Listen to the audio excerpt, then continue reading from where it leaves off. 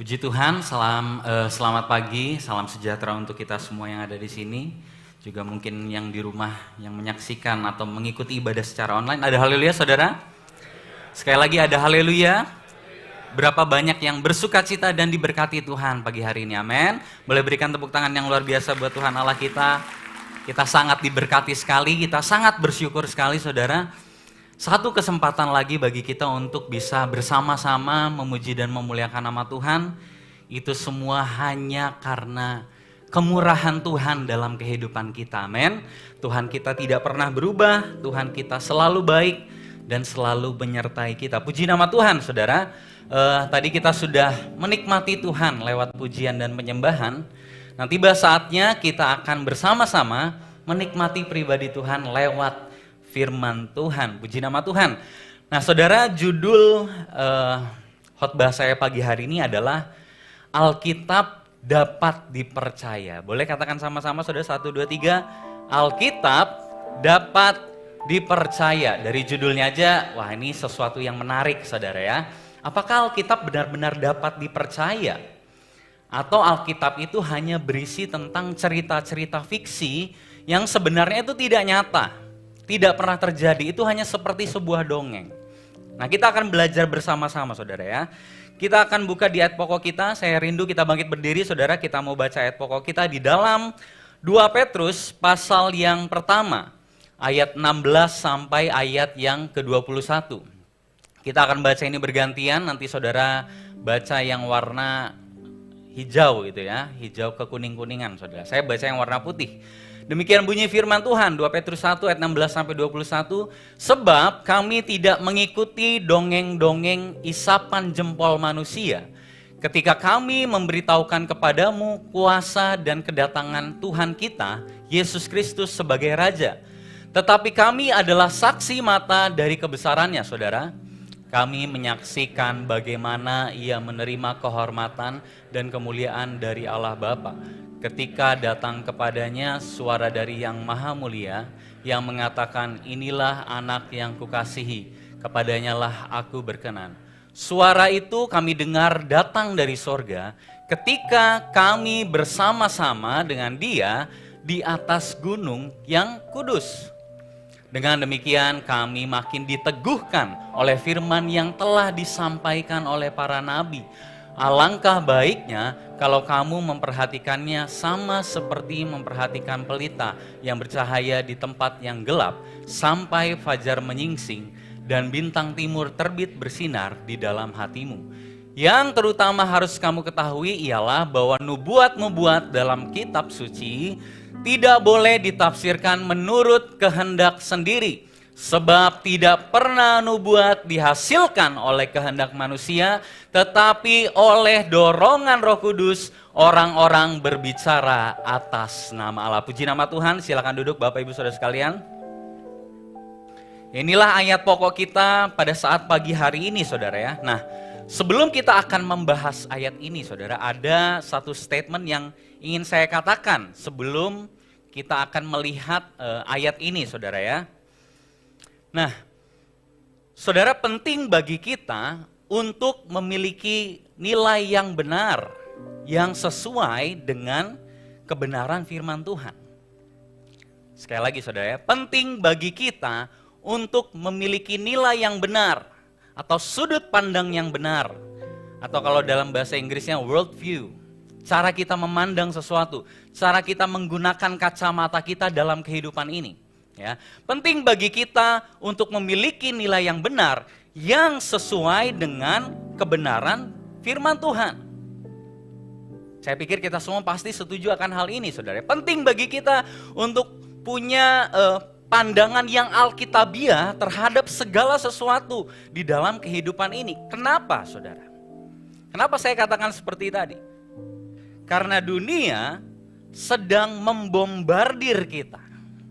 Kita hidup di tengah-tengah dunia yang membombardir kita, yang melemparkan kita nilai-nilai prinsip hidup yang sama sekali tidak sesuai dengan kebenaran firman Tuhan. Kita sedang hidup di tengah dunia yang seperti itu.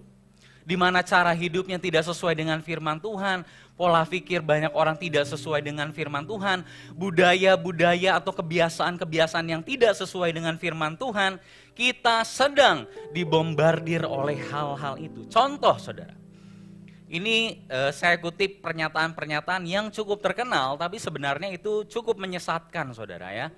Mungkin saudara pernah dengar, just follow your heart. Ikuti saja apa kata hatimu. Hatimu bilang apa, lakukan saja. Hatimu senangnya apa, lakukan saja. Itu yang sedang dunia ajarkan. Tapi firman Tuhan bilang apa saudara di dalam Yeremia pasal yang ke-17? Firman Tuhan katakan, hati itu licik. Hati kita itu licik. Kalau semuanya kita mau dengerin apa kata suara hati kita, ini bisa sangat berbahaya saudara. Oleh karena itu firman selalu mengajarkan kepada kita, dengar apa kata firman. Ya. Jika hati kita mengatakan sesuatu, udah lakuin aja. Apa yang bikin kamu senang, lakuin saja. Kita harus cek dulu kebenarannya di dalam firman Tuhan. Ya, karena apa? Karena hati itu licik saudara. Ya. Kemudian ada lagi, be yourself, jadilah diri sendiri. Nah, jadi kampanye yang mau dibawa di dalam perkataan ini adalah kamu gak perlu berubah. Udah jadi apa adanya dirimu saja. Kalau dirimu itu penuh dosa apa, ya sudah gak usah berubah. Bahkan ada ekstremis-ekstremis yang mengatasnamakan Kristen bilang, Tuhan mencintai dirimu apa adanya, berbuat dosalah sesuka hati. Tuhan sudah mati buat kamu. Kamu gak perlu berubah. Ya. Tapi Alkitab bilang apa saudara? Natur kita adalah dosa. Di dalam Kisah Para Rasul ayat 17 bahkan katakan Allah memanggil semua manusia untuk bertobat saudara. Ya. Tuhan mengasihi kita apa adanya, betul. Ya, tapi Tuhan tidak mau kita seadanya. Tuhan ingin mengubah kita, Tuhan ingin menguduskan kita. Kemudian ada lagi saudara. Ya, saudara mungkin pernah dengar, love is love, yang namanya cinta itu ya cinta. Itu slogannya siapa saudara? Slogannya kaum LGBT saudara ya. Cinta adalah cinta, mau cowok sama cowok, mau cewek sama cewek, yang namanya cinta ya tetap cinta. Itu propaganda yang sedang dilempar kepada kita sekarang ini, bahkan anak-anak muda. Tidak sedikit anak-anak muda yang terpengaruh dengan nilai-nilai ini saudara. Padahal dengan sangat jelas, dengan sangat gamblang, kalau kita buka di Kejadian, apa desain Allah di dalam pernikahan? Desain Allah di dalam pernikahan adalah laki-laki dan perempuan. Jelas sekali saudara. Makanya kalau kita tidak tenggelam di dalam kebenaran firman Tuhan, kita bisa saja bilang, iya yang namanya cinta ya cinta. Berarti boleh. Ini berbahaya sekali. Dan kalau kita lihat belakangan ini saudara, dunia sedang mengarahkan kita semua. Dunia sedang mengarahkan semua orang untuk menjadi seorang yang materialistis. Yang jauh lebih berbahaya lagi. Materialistis itu maksudnya fokus hidupnya tuh hanya hal-hal yang bersifat materi, saudara. Kamu akan bahagia kalau kamu punya banyak, kamu akan bahagia kalau kamu diakui orang, kamu akan bahagia kalau kamu punya segala sesuatu yang bermerek yang wah luar biasa mahal, kamu diakui orang, kamu rasa puas. Dunia sedang mengarahkan semua orang menjadi orang yang materialistis. Tapi apa kata firman Tuhan, saudara? Firman Tuhan katakan, Yesus sendiri ini yang bilang, saudara ya, untuk apa memiliki seluruh dunia ini, tapi kamu kehilangan jiwamu. Kalau kita tidak berakar, bertumbuh di dalam Kristus, sangat mungkin bagi kita untuk terseret arus dunia dengan nilai-nilainya yang tidak sesuai dengan kebenaran firman Tuhan. Ujung-ujungnya apa? Ujungnya adalah kebinasaan, saudara. Jadi dunia sedang berusaha menarik kita semua sekarang ini. Dunia sedang berusaha untuk mengalihkan pandangan kita yang tadinya pandangannya kepada Tuhan kepada dunia ini. Tujuannya apa? Tujuannya satu. Supaya kita menjadi serupa dengan dunia, saudara. Padahal di dalam Roma pasal 12 ayat yang kedua dikatakan apa? Ada yang hafal, saudara? Ini ayat hafalan, saudara ya. Mungkin sekolah minggu juga hafal. Ada yang hafal? 1, 2, 3? Ya, nggak ada yang hafal saudara ya. Wah, ini berarti kita harus ada quiz gitu ya. Nanti dapat silver queen kayak sekolah minggu saudara ya. Roma 12 ayat 2, janganlah kamu menjadi serupa dengan dunia ini. Kalau kita tidak pernah, jarang baca Alkitab, nggak pernah merenungkan firman. Ketika kita melihat budaya dunia, iya kayaknya ini benar ya. Oh iya ini benar kok. Kita nggak tahu kalau yang dunia ajarin itu salah sebenarnya saudara. Jadi kalau kita tidak hati-hati, kita bisa dengan tanpa sadar mengadopsi nilai dunia yang tidak sesuai dengan firman Allah. Makanya Yakobus juga pernah menulis, kamu ini Kristen tapi kenapa gaya hidupmu sama persis dengan dunia? Dia menulis satu surat untuk menegur jemaatnya saudara. Kamu ngaku Kristen tapi pola pikirmu sama persis dengan dunia saudara. Nah, inilah saudara sebabnya kenapa tema besar gereja kita mengangkat tema 1, 2, 3, firman Tuhan. Nah sekali lagi saudara, firman Tuhan sebagai dasar hidup. Biar ini yang jadi terus ada di dalam pikiran dan hati kita saudara ya. Sepanjang tahun ini kita akan terus membicarakan hal ini. Firman Tuhan sebagai dasar hidup. Ini yang mau kita angkat saudara, karena apa? Dunia ini begitu kencang sekali mempengaruhi anak-anak Tuhan dengan nilai-nilai yang tidak sesuai dengan kebenaran firman Tuhan. Dan kalau kita baca kebenaran firman Tuhan, nilai-nilai Injil selalu berbanding terbalik dengan nilai-nilai dunia. Betul saudara ya? Nilai kerajaan sorga itu tidak pernah sama dengan nilai kerajaan dunia. Dunia bilang untuk naik ke atas kamu harus injek orang-orang yang di bawahmu. Tapi Tuhan Yesus bilang apa? Kalau kamu ingin menjadi yang teratas, terkemuka, jadilah pelayan-pelayan bagi sesamamu. Berbanding terbalik dengan apa yang dunia katakan, saudara. Ya. Nah, pertanyaannya adalah bagaimana caranya supaya kita tidak menjadi serupa dengan dunia, saudara. Roma 12 ayat yang kedua. Tadi baru secuplik ayatnya, saudara ya. Sekarang yang lengkapnya. Kita katakan sama-sama saudara ya, 1, 2, 3. Janganlah kamu menjadi serupa dengan dunia ini. Tetapi berubahlah oleh pembaharuan budimu, sehingga kamu dapat membedakan manakah kehendak Allah, apa yang baik, yang berkenan kepada Allah, dan yang sempurna. Tadi pertanyaannya adalah, bagaimana caranya agar kita tidak menjadi serupa dengan dunia ini? Caranya adalah dengan mengalami pembaharuan budi, saudara. Tahu budi ya, saudara ya? Bukan yang ada di buku bahasa Indonesia, saudara. Ini Ibu Budi, bukan. Ya, pembaharuan budi adalah pembaharuan akal budi kita, keseluruhan hidup kita. Kita harus selalu diperbaharui.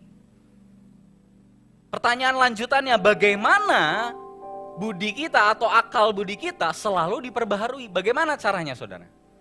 Dengan kebenaran firman Tuhan, saudara. Tidak ada cara yang lain, amin. Hanya kebenaran firman Tuhanlah yang akan senantiasa memperbaharui budi kita dari sehari ke sehari. Sehingga apa? Kita bisa membedakan mana sih yang kehendak Allah dan yang bukan, saudara. Ya. Jadi hidup kita perlu selalu setiap hari dipenuhi oleh firman Tuhan agar kita memiliki nilai hidup yang benar. Agar kita memiliki kacamata yang benar tentang kehidupan ini. Dan tidak menyimpang dari kebenaran firman Tuhan. Itulah sebabnya minggu lalu, bagi saudara yang mengikuti, minggu lalu kita belajar apa? Kita harus tetap tinggal di dalam firman Tuhan. Tuhan Yesus katakan apa? Kamu tetaplah tinggal di dalam firman-Ku. Ketika kamu tetap tinggal di dalam firman-Ku, kamu akan menemukan yang namanya kebenaran. Kamu akan mengalami yang namanya kebenaran. Kebenaran inilah yang akan membebaskan kamu. Membebaskan dari apa, saudara? Membebaskan kita dari kebohongan-kebohongan dunia ini. Itulah sebabnya penting bagi kita untuk selalu bertumbuh, ya, tinggal tetap di dalam firman Tuhan. Nah, jadi saudara, karena sebegitu pentingnya peran firman di dalam kehidupan kita, maka penting juga bagi kita untuk memastikan bahwa Alkitab adalah benar-benar firman Allah. Itu yang mau kita bahas, saudara. Ya. Kalau Alkitab adalah benar-benar firman Allah, artinya Alkitab adalah otoritas tertinggi di dalam kehidupan kita. Otoritas tertinggi dalam kehidupan kita bukan budaya, bukan kebiasaan, bukan tradisi-tradisi leluhur kita, bukan, saudara. Tapi tolak ukur kebenaran kita adalah firman Tuhan, yaitu Alkitab, saudara. Makanya nanti khotbahnya agak sedikit berbeda ya, sedikit berbau apologetika, saudara. Supaya kita sedikit ngincipin, saudara ya. Jadi kita akan belajar tentang apakah Alkitab itu benar firman Allah. Apakah Alkitab itu mengandung kesalahan. Mengapa disebut kitab suci padahal yang menulis manusia berdosa, saudara. Ya. Nah, saudara, mungkin akhir-akhir ini saudara pernah sering mungkin ya mendengar keberatan-keberatan dari banyak pihak, terutama di luar Kristen, saudara ya. Apa saja yang saudara pernah dengar? Yang sering saya dengar, saudara ya, oh Alkitab itu mengandung kesalahan. Ya. Oh Alkitab itu banyak ayatnya yang kontradiktif. Di YouTube itu banyak sekali, saudara. Wow, ditunjukin, padahal sebenarnya enggak, karena mungkin orang itu enggak tahu ya background ayat itu. Ya. Terus apalagi yang sering kita dengar, Alkitab sudah dipalsukan, itu yang paling kencang, saudara ya. Injil yang sekarang kita pegang berbeda, sudah tidak sama lagi. Kemudian ada juga yang bilang, Alkitab itu hanya dongeng, hanya cerita fiksi. Ya, masa ada ular bisa berbicara kepada manusia? Masa ada manusia bisa tinggal di dalam perut ikan? Penting bagi kita untuk mempertahankan iman kita, saudara. Penting bagi kita untuk mengetahui apa yang kita percaya. Ya. Nah, tujuannya apa, saudara? Tujuannya bukan pagi ini bukan mau seminar gitu, bukan, saudara ya. Karena kalau mau seminar bisa berjam-jam, bersesi-sesi, berhari-hari, saudara. Ya. Tapi tujuan saya adalah supaya kita mengasihi firman Tuhan dan Alkitab yang kita punya, saudara. Supaya kita itu mau merenungkan firman setiap hari. Karena Alkitab adalah salah satu keajaiban terbesar di dalam kehidupan kita, saudara. Ya. Kalau kita bilang, oh ya saya mengasihi Tuhan. Tapi kita nggak pernah baca Alkitab. Saya meragukan kecintaan kita kepada Tuhan, saudara. Karena orang yang mengasihi Tuhan tidak mungkin tidak mengasihi firman-Nya. Nggak mungkin enggak, saudara. Betul, saudara ya? Setuju, saudara? Amin? Amin, saudara ya? Nah, yang amin nanti dicek ya ketua-ketua rayonnya, ini baca Alkitab atau enggak gitu ya. Kalau kita mengaku bahwa kita itu mengasihi Tuhan, tidak mungkin tidak kita mengasihi firman. Kita pasti mengasihi firman. Kalau kita tidak mengasihi firman, jangan-jangan ya kita tidak mencintai Tuhan, saudara. Ya. Nah, jadi pertanyaannya pagi hari ini adalah apakah Alkitab bisa dipercaya, saudara? Ya. Nah, saya mau mulai dengan sebuah fakta dulu, saudara ya. Fakta tentang Alkitab. Saudara tahu apa buku terlaris nomor 1 di dunia? Ada yang tahu, saudara? Buku terlaris yang terjual, wah banyak sekali, jutaan kopi, saudara. Nomor 1. Alkitab, saudara ya. Tidak ada yang penjualannya lebih besar daripada Alkitab. Alkitab adalah buku terlaris nomor 1 di dunia. Dan Alkitab adalah buku yang paling banyak ditranslate ke dalam berbagai bahasa, saudara. Tahu ada berapa yang sudah ada berapa bahasa yang sudah ditranslatekan? Ada lebih dari 1.500 bahasa yang sudah ditranslatekan. Luar biasa, saudara ya. Tidak ada buku yang terjual lebih banyak daripada Alkitab. Ya, Alkitab sudah ditranslate ke lebih dari 1.500 bahasa. Tapi meskipun begitu, Alkitab ini adalah buku yang kontroversial, saudara. Kenapa saya katakan kontroversial? Apa yang membuat buku ini menjadi sangat kontroversial? Kira-kira ada yang tahu, saudara? Karena buku ini menceritakan tentang Allah yang menjadi manusia. Allah kok jadi manusia? Enggak mungkin. Makanya perdebatan tentang siapa Yesus sudah ada sejak dari 2000 tahun yang lalu. Itu bukan hal yang baru, saudara. Makanya sampai Tuhan Yesus pernah berkata apa? Kamu percaya karena melihat, berbahagialah mereka yang percaya tapi tidak melihat.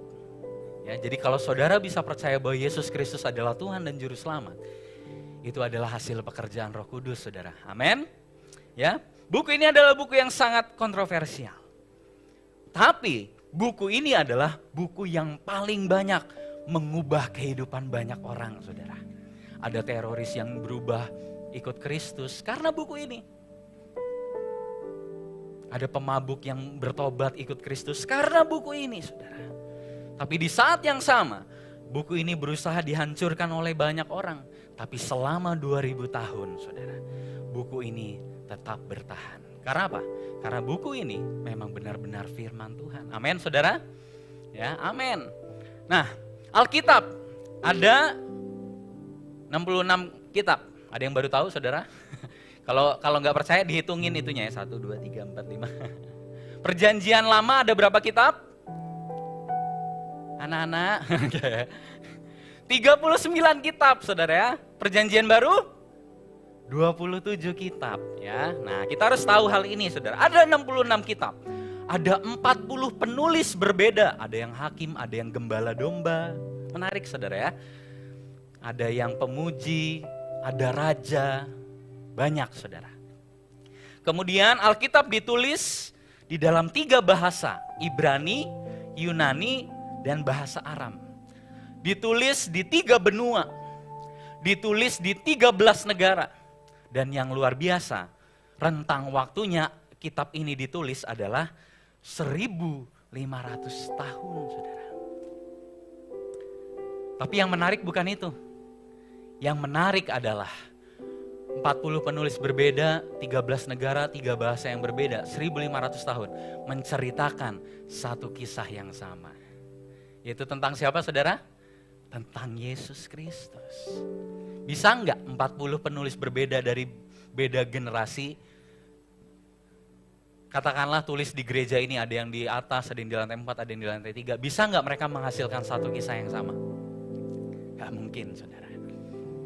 Kecuali ini adalah memang benar-benar dari Tuhan. Ya. Dan Alkitab itu bukan tentang kita. Kita pernah belajar, saudara ya. Saya waktu itu pernah ngasih contoh, kadang kita menganggap Daud itu kita, Goliat itu mertua kita yang harus kita lemparin batu gitu, saudara ya. Bayangkan Goliat di depanmu, kita bayangin mertua kita atau bayangin anak kita gitu. Oh iya, dia harus saya musnahkan, harus saya hancurkan. Bukan, saudara, Alkitab bukan tentang kita. Alkitab berpusat kepada Allah. Dan Alkitab bukan buku aturan, saudara. Oh, aturan apa yang harus saya taati ya? Tidak seperti kitab-kitab yang lain. Alkitab bukanlah buku aturan. Alkitab adalah kabar baik keselamatan. Amin, saudara. Jadi Alkitab itu tentang apa sih? Alkitab menceritakan tentang rencana penebusan Allah yang digenapi di dalam Kristus Yesus. Jadi kalau saudara baca perjanjian lama, di perjanjian lama Allah berjanji akan menjanjikan seorang juru selamat yang akan menyelamatkan kita dari dosa-dosa kita. Di perjanjian lama Allah berjanji maut akan dia kalahkan. Dan di perjanjian baru muncul satu tokoh yang menggenapi janji Allah tersebut. Siapa namanya, saudara? Yesus Kristus. Dialah Mesias yang dijanjikan Allah. Dialah pribadi yang dijanjikan Allah ketika Allah berkata kepada Abraham, lewat keturunanmu semua bangsa. Jadi kalau ada yang bilang Yesus itu cuma untuk orang Israel, Alkitab itu cuma untuk orang Israel, salah. Alkitab itu untuk semua bangsa, saudara. Amin, saudara ya. Dialah Kristus Yesus yang menggenapi janji Allah di dalam perjanjian lama. Jadi Alkitab ini bercerita tentang satu pribadi ini. Alkitab ini bercerita tentang bagaimana manusia sudah jatuh ke dalam dosa dan bagaimana Allah memulihkan hubungannya dengan manusia dan bagaimana nanti kita akan tinggal bersama-sama dengan Allah. Luar biasa, saudara. Makanya kalau kita baca kitab Wahyu, kita semua terharu, saudara ya. Tidak akan ada lagi air mata, tidak akan ada lagi kesedihan, sakit penyakit, tidak ada lagi. Karena kita sudah tinggal di langit dan bumi yang baru, saudara. Nah, pertanyaannya adalah, apakah Alkitab ini benar-benar bisa dipercaya dan tanpa kesalahan, saudara? Ya, kita akan melihat di dalam 2 Petrus ayat 16 sampai ayat yang ke-17 ya. Kita akan melihat ya. Sebab kami tidak mengikuti dongeng-dongeng isapan jempol manusia. Ketika kami memberitahukan kepadamu kuasa dan kedatangan Tuhan kita, Yesus Kristus sebagai Raja, tetapi kami adalah saksi mata dari kebesarannya. Kami menyaksikan bagaimana ia menerima kehormatan dan kemuliaan dari Allah Bapa. Ketika datang kepadanya suara dari yang maha mulia yang mengatakan, inilah anak yang kukasihi, kepadanya lah aku berkenan. Suara itu kami dengar datang dari sorga ketika kami bersama-sama dengan dia di atas gunung yang kudus. Tahu ini cerita tentang apa saudara? Cerita tentang Petrus ketika ada di gunung melihat Tuhan berubah wujudnya. Terus dia melihat ada Musa, ada Elia. Wah, pengalaman yang luar biasa. Ya. Nah, perhatikan saudara, di situ dikatakan sebab kami tidak mengikuti dongeng-dongeng isapan jempol manusia ketika kamu memberitahukan kepadamu tentang Kristus Yesus. Kami enggak cerita tentang Yesus berdasarkan dongeng. Tapi kami cerita tentang Yesus berdasarkan apa yang sudah kami lihat dengan mata kepala kita sendiri. Saya kasih backgroundnya sedikit ayat ini saudara. Petrus menulis ayat ini untuk menangkal ajaran sesat tentang siapa itu Yesus Kristus. Dan apakah dia akan benar-benar datang untuk yang kedua kalinya. Ya, Petrus menulis ayat ini karena hal itu. Ada begitu banyak cerita yang berseliweran tentang siapa itu Yesus. Ya. Nah, banyak pada waktu itu orang yang menceritakan kisah Yesus itu berdasarkan dongeng atau kabar burung. Kisah itu tidak benar. Contoh saudara, ada kisah-kisah yang kategorinya itu kalau nggak salah ya, kitab Apokalipta atau apa gitu saudara ya. Yang menceritakan tentang Yesus itu membuat burung dari tanah liat kemudian dihembuskan dia jadi hidup. Nah itu tidak benar saudara ya. Nah jadi ada orang-orang yang menceritakan kisah Yesus itu dari dongeng-dongeng. Tapi Petrus mengatakan apa yang dia sampaikan tentang Kristus itu bukan berdasarkan dongeng. Tapi pengalaman langsungnya bersama dengan Tuhan. Jadi kenapa Alkitab bisa dipercaya? Karena kesaksian dari para murid dan rasul itu sendiri. Para murid dan rasul ini menulis perjanjian baru bukan berdasarkan dongeng saudara. Tapi berdasarkan pengalaman mereka langsung. Mereka melihat dengan mata kepala mereka sendiri. Bagaimana Yesus membangkitkan orang mati. Bagaimana Yesus naik ke surga, saudara. Dan lain sebagainya. Jadi ini pengalaman langsung mereka bersama dengan Tuhan. Saya mau tanya, saudara. Mana yang lebih valid? Orang yang menceritakan tentang Yesus dari dongeng. Atau orang yang menceritakan Yesus berdasarkan pengalamannya sendiri dengan Yesus. Mana yang lebih valid? Yang pertama atau yang kedua, saudara? Jelas kita akan lebih percaya yang kedua. Ya, mereka hidup bersama-sama dengan Yesus, dia tidur bersama-sama, berjalan kaki bersama-sama, memberitakan Injil Kerajaan Allah bersama-sama. Bahkan Yohanes melihat langsung Yesus disalib. Ya, kita lebih percaya kesaksian dari para murid yang mengalami pengalaman langsung dengan Yesus. Sama dengan cerita Yesus yang berseliweran sekarang, saudara ya.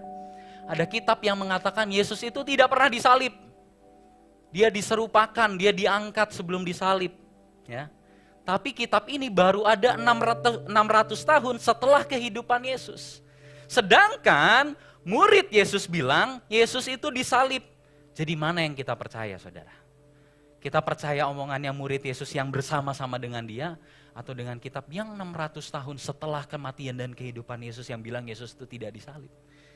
Kalau saya lebih percaya catatan langsung dari cerita murid Yesus yang hidup bersama-sama dengan Yesus. Amin, saudara? Kita lebih percaya itu. Dan sejarah pun mengatakan bahwa Yesus bukan tokoh fiktif. Yesus itu benar-benar ada. Karena bukan hanya Alkitab yang menulis tentang Yesus, tapi musuh-musuh Kristen pun menulis kisah tentang Yesus. Ya, ada orang-orang Roma ya yang menceritakan tentang bagaimana Yesus itu disalib. Artinya itu benar-benar ada, benar-benar terjadi. Yesus benar-benar hidup, Dia tokoh nyata, dia benar-benar disalib dan mati. Ada saksinya, saudara.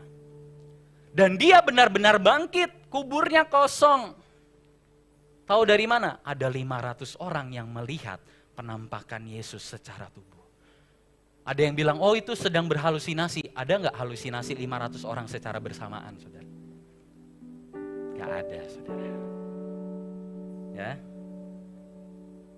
Dan ada saksi matanya bahwa Yesus benar-benar terangkat ke surga. Jadi poin yang pertama, saudara, kita bisa percaya Alkitab karena kisah tentang Yesus di Perjanjian Baru adalah tulisan langsung dari para murid dan rasul yang adalah saksi mata langsung kehidupan, kematian, dan kebangkitan dan kenaikan Yesus. Alkitab bisa dipercaya. Terus timbul pertanyaan lagi. Bisa saja murid-murid bohong, Pak. Bahkan kita baca di Matius, ada ahli-ahli Farisi yang bayar orang untuk bilang, kasih tahu Yesus dicuri. Betul saudara ya? Saudara baca ayatnya di Matius. Dan itu sampai sekarang banyak orang yang percaya mayat Yesus dicuri murid-muridnya. Oh, mereka itu berkonspirasi. Bahkan saya sering dengar saudara ya, kekristenan itu ciptaannya Paulus. Paulus itu bertentangan dengan Yesus, dia punya kepentingannya sendiri. Nah saudara, kalau dengar orang-orang yang keberatan tentang hal itu, tanya saja, memang motivasinya apa mereka berbohong? Betul saudara ya, kalau seseorang bohong pasti ada motivasinya. Biasanya kalau orang bohong itu motivasinya apa? Ingin mendapatkan keuntungan, ingin mendapatkan kekuasaan, kekayaan, otoritas. Makanya banyak orang berbohong. Betul saudara ya? Nah tapi tanya, murid-murid ini Paulus, kalau seandainya memang benar mereka berbohong, motivasinya kira-kira apa? Motivasinya apa? Apa untungnya bagi para murid Kristus kalau mereka itu berbohong dan mengarang cerita tentang kebangkitan Kristus? Apa motivasinya? Karena apa saudara? Karena kalau kita lihat, justru karena cerita tentang Yesuslah mereka diburu dan dibunuh saudara. Mereka diburu dan dibunuh karena kesaksiannya tentang Yesus, saudara. Saya mau kasih lihat bagaimana para murid Yesus mati, saudara ya. Waduh, pagi-pagi kok ngomongin kayak gini, gak apa-apa, saudara. Biar tahu, saudara ya. Saya punya buku tebel, itu isinya cerita tentang para martir, saudara. Yang mempertahankan imannya di dalam Kristus. Lihat, saudara. Matius mati di kapak. Markus diseret pakai kuda, saudara. Sampai mati. Lukas digantung ketika dia memberitakan Injil, menceritakan tentang Injil Kristus. Yohanes yang menulis surat Wahyu digoreng hidup-hidup, saudara. Tapi atas kemurahan Tuhan dia masih hidup dan dia adalah satu-satunya rasul dan murid Yesus yang tidak mati karena martir, saudara. Dia meninggal karena tua. Petrus disalib terbalik. Tahu kisahnya saudara, ketika Petrus mau lari keluar kota karena diburu pada waktu itu, dia ketemu rohnya Tuhan. Ya, akhirnya dia kembali lagi ke kota itu dan disalib terbalik. Yakobus saudara Yesus yang tadinya tidak percaya, yang tadinya nyinyir, udah kamu itu orang gila, kamu itu bikin malu keluarga. Akhirnya dia percaya Yesus. Apa yang terjadi dengan dia? Yakobus saudara Yesus mati dilempar dari bait Allah. Tahu bait Allah yang mana? Bait Allah tempat di mana Yesus dicobai. Ya. Yakobus Zebedeus mati dipenggal. Nathanael dicambuk sampai kulitnya terlepas. Andreas disalib X.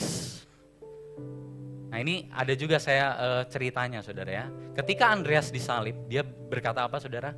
Telah kutunggu saat-saat seperti ini.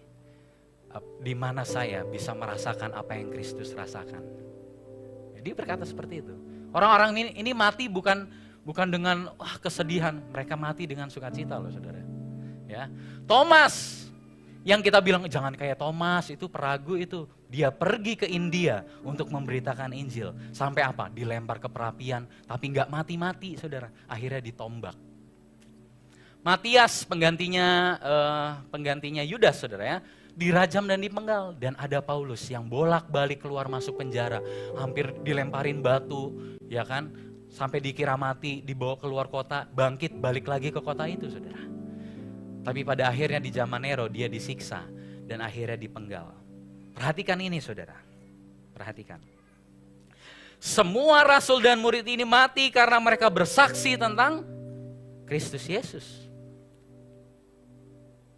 Kalau seandainya kekristenan adalah kebohongan dan hasil konspirasi para murid, keuntungan apa yang mereka peroleh dari menceritakan kebohongan tentang Yesus?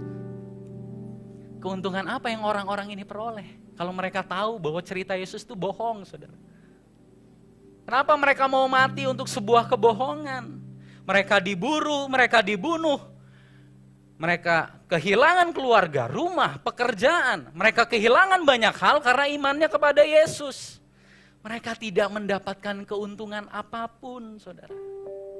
Bahkan Paulus yang dulunya pemburu orang-orang Kristen berbalik arah menjadi pemberita Kristus kepada banyak bangsa. Pertanyaan saya, adakah seseorang yang mau mati untuk sesuatu yang dia tahu itu adalah sebuah kebohongan? Ada nggak, saudara? Katakanlah saya mau bohong untuk mendapatkan keuntungan, terus orang itu disiksa. Gak mungkin saya mau mempertahankan, konyol saudara. Mempertahankan apa yang saya tahu itu bohong. Dan mereka mati untuk hal itu. Jadi bagi saya tidak masuk akal kalau misalnya dikatakan, oh itu konspirasinya Paulus, konspirasinya Paulus. Mereka mati untuk hal itu, saudara. Ya, tidak ada satu orang pun yang mau mati untuk sebuah kebohongan. Jadi jawaban satu-satunya adalah mereka mau mati mempertahankan imannya karena apa? Karena mereka tahu pasti perkataan Yesus adalah kebenaran.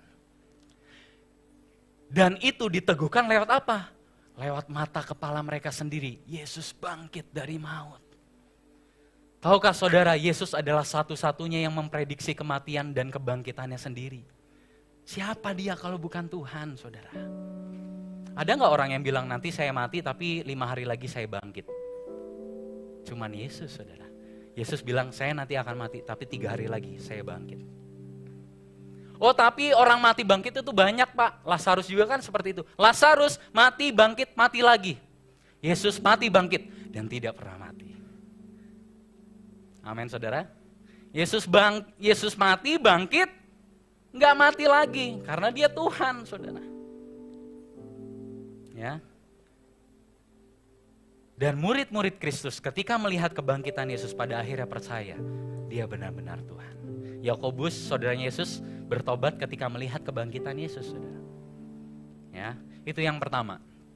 Yang kedua, dengan demikian kami makin diteguhkan oleh firman yang telah disampaikan oleh para nabi. Alangkah baiknya kalau kamu memperhatikannya sama seperti memperhatikan pelita yang bercahaya di tempat yang gelap sampai fajar menyingsing dan bintang timur terbit bersinar di dalam hatimu. Nah ternyata saudara, poin yang kedua adalah nubuatan perjanjian lama dan ketuhanan Yesus. Nah, nubuatan tentang Yesus sebagai Mesias, Juru Selamat, itu sudah ada dari perjanjian lama, saudara. Dan itu digenapi di dalam Kristus. Ya, semua nubuatan tentang Mesias, tentang Kristus di perjanjian lama, digenapi di dalam Kristus. Ada sekitar 300 nubuatan. Banyak yang sudah tergenapi. Yang belum tergenapi adalah kedatangan Yesus yang kedua, betul saudara ya, karena kita masih menantikan itu. Ya. Jadi semua cerita tentang Yesus, seorang anak, itu ayat Natal kita saudara ya, seorang anak telah lahir untuk kita, lambang pemerintahan. Oh Yesus itu bukan Tuhan. Tapi di Yesaya katakan anak ini disebut Bapa yang kekal. Mana ada bayi disebut Bapa yang kekal, saudara? Ya, di dalam Kristuslah nubuatan tentang Mesias digenapi. Artinya perjanjian lama adalah kitab yang bisa dipercaya, saudara. Karena kita sudah melihat penggenapan nubuatan dari perjanjian lama. Bahkan Yesus sendiri beberapa kali mengutip ayat dari perjanjian lama. Ya, contoh, ketika Yesus dicobai iblis, dia selalu membalas perkataan iblis dengan perkataan apa, saudara? Ada tertulis. Dan dia mengutip perjanjian lama, manusia tidak hidup dari roti saja, tapi semua firman yang keluar dari mulut Allah. Semua dibalas pakai perjanjian lama. Artinya perjanjian lama ini sesuatu yang bisa dipercaya. Yesus mengajarkan prinsip pernikahan dan mengambil kisah Adam dan Hawa. Di Matius 19 ayat 4-6. Artinya kisah tentang ular yang bisa berbicara itu benar, saudara. Kenapa saya bisa percaya bahwa pada waktu itu memang ular bisa berbicara? Karena Yesus yang bilang. Kenapa saya bisa percaya Yesus? Karena Yesus Tuhan. Tuhan gak mungkin bohong, saudara. Simpelnya seperti itu, saudara ya. Kalau mau lebih kompleks lagi, ikut seminar aja, saudara, nanti ya. Yesus pernah menyinggung tentang tanda Yunus. Artinya ada orang pernah di perut ikan yang besar, itu benar, saudara. Karena gak mungkin Yesus bohong. Ya. Yesus menyinggung bahwa hari terakhir nanti akan seperti Nuh. Artinya kisah tentang banjir besar itu ada, betul, itu kisah nyata. Jadi semua kisah dan cerita di dalam perjanjian lama dan perjanjian baru adalah kisah yang dapat dipercaya. Perjanjian lama itu bisa dipercaya karena apa? Karena Yesus bilang itu adalah firman Tuhan. Perjanjian baru bisa dipercaya karena apa? Karena kita melihat kegenapan nubuatan dari perjanjian lama, saudara. Jadi Alkitab kita adalah Alkitab yang bisa dipercaya. Tadi saya katakan, kenapa kita harus percaya pada perkataan Yesus? Karena saya percaya Alkitab itu benar, salah satunya karena perkataan Yesus, saudara. Simpel jawabannya, karena Yesus adalah Tuhan. Karena Yesus adalah Tuhan, artinya apapun yang diucapkannya itu bisa dipercaya. Nah, perhatikan, tadi saya katakan kebangkitan Yesus membuktikan ketuhanannya. Dan ketuhanannya membuat firman dapat dipercaya. Kalau Yesus adalah Tuhan, artinya semua perkataannya adalah sebuah otoritas dalam kehidupan kita. Kalau Yesus bilang ampuni orang yang menyakiti kamu, itu sebuah otoritas, saudara. Kalau Yesus bilang memberi, itu sebuah otoritas, saudara. Bantu mereka yang kekurangan, itu firman Tuhan yang harus kita ikuti. Ya. Jadi, Yesus membuktikan, Yesus mengklaim bahwa dia adalah Tuhan. Kalau mengklaim dirinya adalah Tuhan banyak, saudara ya. Di dunia ini pun banyak yang mengklaim dirinya Tuhan. Tapi Yesus tidak hanya mengklaim bahwa dia adalah Tuhan. Dia membuktikan bahwa dia adalah Tuhan. Yang paling penting bukti, saudara ya. Karena kan kita suka ditanya, di mana ayatnya Yesus mengatakan, akulah Tuhan, sembahlah aku. Banyak, saudara, yang sering nanyain kita itu. Tapi yang paling penting adalah, apakah Yesus membuktikan dirinya adalah Tuhan? Yesus mengklaim dirinya adalah Tuhan. Dia mengampuni dosa. Sesuatu yang hanya bisa dilakukan oleh Allah. Makanya waktu itu ahli Farisi bilang apa? Kok dia menghujat Allah ya? Yang bisa mengampuni itu, yang bisa mengampuni dosa kan hanya Tuhan. Ya karena memang Yesus Tuhan, saudara ya. Tapi orang itu tidak bisa melihat. Dia mengklaim bahwa apa? Sebelum Abraham ada, saya sudah ada. Dia sampai mau dilempar batu, saudara. Karena apa? Dia mengklaim dirinya adalah Allah. Yesus berkata, aku dan Bapa adalah satu. Kemudian, dia membuktikan bahwa dia adalah Allah ketika dia mampu menjalani sebuah kehidupan tanpa dosa. Itu adalah bukti bahwa Yesus adalah Allah. Karena ada hamba Tuhan yang bilang, Yesus itu sama seperti kita waktu muda, waktu lihat wanita, dia juga pikirannya kemana-mana. Itu ngawur, saudara. Itu salah total, karena Yesus dikatakan tanpa dosa, saudara. Ya jadi kalau ada perkataan kayak gitu, jangan percaya, saudara. Itu salah. Ya. Kemudian dia membangkitkan orang mati. Kemudian dia sendiri pun bangkit dari kematian. Tadi saya katakan orang mati dibangkitkan mati lagi. Yesus mati bangkit gak mati lagi. Karena dia memang adalah Tuhan.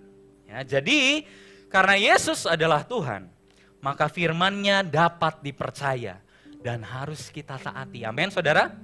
Amin.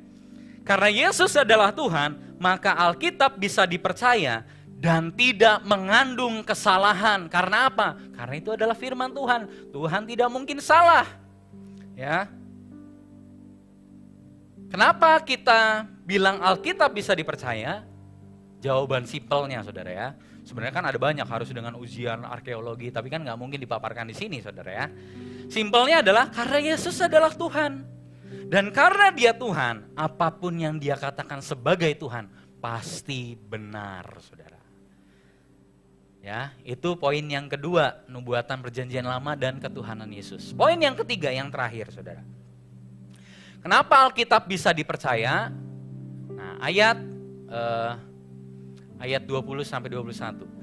Yang terutama harus kamu ketahui ialah bahwa nubuat-nubuat dalam kitab suci tidak boleh ditafsirkan menurut kehendak sendiri. Sebab tidak pernah nubuat dihasilkan oleh kehendak manusia tetapi oleh dorongan Roh Kudus orang-orang berbicara atas nama Allah. Kenapa Alkitab bisa dipercaya? Karena Alkitab dinafasi langsung oleh Allah Roh Kudus. Saudara ingat kita pernah belajar hal ini, saudara, 2 Timotius 3 pasal yang ke-6. Segala tulisan yang diilhamkan. Nah, diilhamkan kan kita pikirannya, diilhamkan. Enggak. Tapi bahasa Inggrisnya adalah breathed out by God. Memang bermanfaat untuk mengajar dan menyatakan kesalahan, memperbaiki kelakuan, untuk mendidik orang di dalam kebenaran. Alkitab yang saudara miliki, yang tidak kita bawa ke gereja ini, saudara. Tapi Alkitab yang saudara punya di rumah, mungkin ada yang di atas lemari, udah mulai debuan, dikibas saudara. Itu nafas Allah. Saudara mungkin melihat rumah saudara ya, wah ini barang berharga saya, barang antik saya. Saya mau kasih tahu, ada barang yang jauh lebih berharga, yaitu Alkitab saudara. Saya ingat pernah ada satu hamba Tuhan bilang, seandainya saya terdampar di sebuah pulau, dan saya harus memilih antara ransum makanan atau Alkitab, saya pilih Alkitab. Karena Tuhan, dia baca Kejadian, Tuhan bisa mendatangkan sesuatu dari ketiadaan. Apalagi makanan, bagi Tuhan gampang, saudara. Jadi apa harta paling berharga yang kita miliki di rumah? Alkitab kita, saudara. Ya. Jadi jangan hanya cuma surat-surat rumah yang dimasukin di dalam berangkas. Ya bukan terus Alkitab dimasukin di berangkas terus gak dibaca, saudara ya. Tapi maksudnya perlakukanlah Alkitab seperti harta kita. Ya. Jadi penulisan Alkitab benar-benar orang-orangnya itu dituntun oleh Roh Kudus, saudara. Ya, inilah yang luar biasa tentang Alkitab. Tadi saya katakan, ya, Alkitab 66 kitab, 40 penulis, 3 bahasa, 3 benua, 13 negara, 1500 tahun. Tapi kok bisa menceritakan satu kisah yang sama, yaitu tentang bagaimana Allah menebus umat manusia dari dosa-dosanya. Hal ini tidak mungkin kalau bukan Allah sendiri yang menginspirasi para penulis ini dan diwariskan kepada kita, saudara. Ya, jadi kesimpulannya adalah Alkitab bisa dipercaya karena penulisnya adalah saksi mata langsung dari kehidupan Yesus, kematian Yesus, kebangkitan dan kenaikannya. Alkitab bisa dipercaya karena apa? Karena nubuatan perjanjian lama digenapi di dalam perjanjian baru di dalam Kristus Yesus. Dan Yesus adalah Tuhan. Oleh karena itu dia bisa dipercaya dan oleh karena itu Alkitab bisa dipercaya. Alkitab bisa dipercaya karena apa? Karena semua tulisan yang ada di Alkitab diilhami langsung oleh Roh Kudus. Dan Allah tidak mungkin bohong atau salah. Amin, saudara. Sebagai penutup, saudara. Tadi saya katakan kenapa kita mau bahas ini. Tujuannya adalah saya ingin memperlihatkan kepada saudara. Alkitab yang saudara miliki itu adalah sebuah keajaiban, saudara. Itu mujizat betul. Gak mungkin saudara 1500 tahun tapi kisahnya sama. Saya mau katakan Alkitab yang saudara miliki adalah salah satu keajaiban terbesar karena di dalamnya terdapat tulisan yang adalah langsung dinafasi oleh Allah. Jadi kalau ada yang bawa Alkitab, pegang peluk Alkitabnya, ini adalah nafas Allah. Dan saudara bisa menerima Alkitab ini, itu ada banyak darah yang tertumpah, saudara. Ada orang-orang yang digerakkan Allah untuk menginjili, pergi ke Indonesia, beritakanlah Injil. Sehingga kabar keselamatan bisa kita dengar. Jadi bukan kita yang menemukan Tuhan, tapi Tuhan yang menemukan kita, saudara. Ya, ada satu quote dari hamba Tuhan, saudara, namanya John Piper, bagus sekali. Ya, lihat saudara ya. Saya mencintai Alkitab sama seperti saya mencintai mata saya. Bukan karena mata saya indah, tetapi karena tanpa mereka atau tanpa mata, saya tidak bisa melihat hal-hal yang indah. Ya. Nah, terus dia bilang gini, tanpa Alkitab, saya tidak mampu melihat keindahan Injil Kristus. Tanpa Alkitab, saya tidak mampu mengecap kekayaan Kristus yang tidak terselami. Kemudian dia berkata apa lagi? Tanpa Alkitab, saya tidak akan pernah tahu bahwa saya adalah pendosa besar dan Kristus adalah juru selamat yang lebih besar dari dosa saya. Saya mengasihi Alkitab karena Alkitab memberikan hikmat yang memimpin kepada keselamatan dan menunjukkan bahwa tujuan saya diselamatkan adalah untuk menikmati Kristus selamanya. Boleh kasih tepuk tangan buat Tuhan Yesus, saudara? Kita memiliki satu buku yang luar biasa ajaib. Saya ketika baca quote ini, saya teringat, saudara. Saudara tahu tentang kisah tentang perjalanan murid Yesus ke Emmaus? Pernah baca, saudara, di Lukas 24, saudara ya? Jadi di situ ada dua murid Yesus sedang melakukan perjalanan ke Emmaus. Mereka melakukan perjalanan dengan rasa kecewa. Loh, saya pikir Yesus ini Mesias yang akan membebaskan kita dari penjajahan. Tapi ternyata dia mati. Mereka kecewa, saudara. Kemudian di tengah jalan, menarik, saudara. Mereka bertemu Yesus, tapi mereka tidak bisa melihat. Mereka tuh nggak tahu gitu. Kalau orang yang mereka ajak ngobrol adalah Yesus itu sendiri. Ngobrol-ngobrol dulu, kalian kenapa? Yesus tanya. Iya, Yesus saya pikir bakal membebaskan, tapi ternyata dia mati. Ya. Nah, kemudian apa yang terjadi, saudara? Lihat ayat ini, saudara ya. Lalu Yesus menjelaskan kepada mereka apa yang tertulis tentang dia dalam seluruh kitab suci. Ya. Mulai dari kitab-kitab Musa dan segala kitab nabi-nabi. Semua di perjanjian lama Yesus jelasin. Perhatikan, ketika itu terbukalah mata mereka dan mereka pun mengenal dia. Tetapi ia lenyap dari tengah-tengah mereka. Kata mereka seorang kepada yang lain. Mari kita katakan sama-sama, saudara. 1, 2, 3. Bukankah hati kita berkobar-kobar ketika ia berbicara dengan kita di tengah jalan. Dan ketika ia menerangkan kitab suci kepada kita.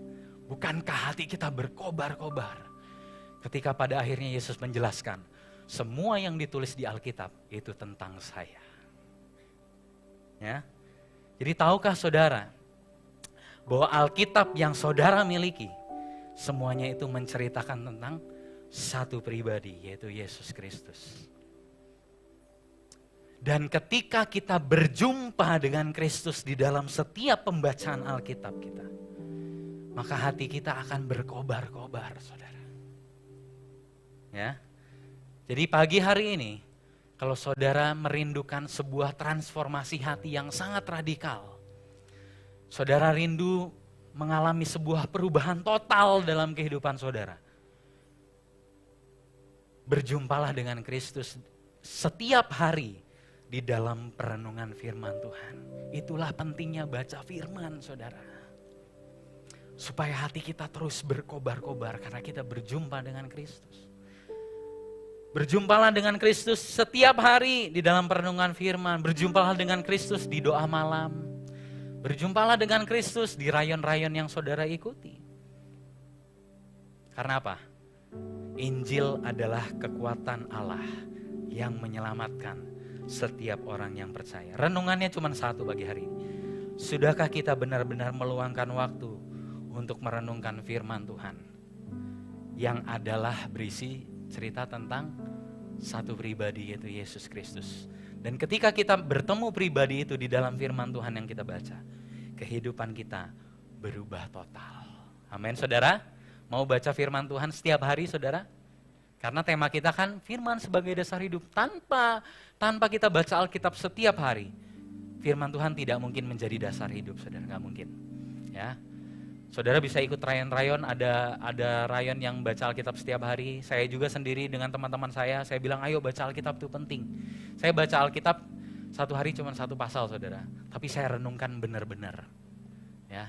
Dan ketika kita merenungkan Alkitab benar-benar, bukan menyisakan waktu, tapi meluangkan waktu. Di situ kita bertemu Kristus, saudara. Dan Kristus itulah yang mengubahkan kita. Amin. Saudara tahu baca Alkitab itu, Alkitab sering menggambarkan firman itu seperti cermin. Tahu ya, Yakobus pernah cerita itu. Kamu itu kalau nggak baca Alkitab tapi tidak melakukan seperti orang yang berkaca tapi terus pergi. Alkitab itu seperti cermin. Fungsi cermin apa saudara? Untuk memberitahu kita, ada nggak sih sesuatu yang nggak rapi atau kotor di muka kita? Sama, ya. Nah saudara saya mau tanya, saudara ngaca itu setiap hari atau setiap hari Minggu aja?